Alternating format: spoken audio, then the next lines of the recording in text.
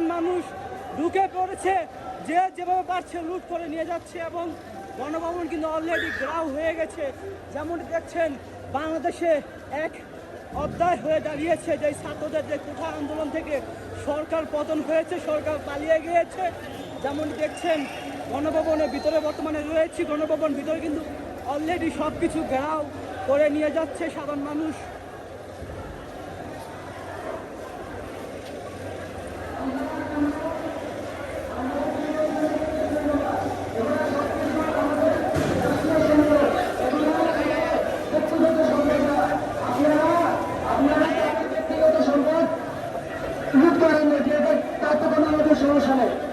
তাদের ব্যক্তিগত সম্পদ লুট করেন, সবকিছু আমাদের আমাদের আমাদের রাষ্ট্রীয় সম্পদ, এগুলো এভাবে লুটপাট করবেন না আপনারা।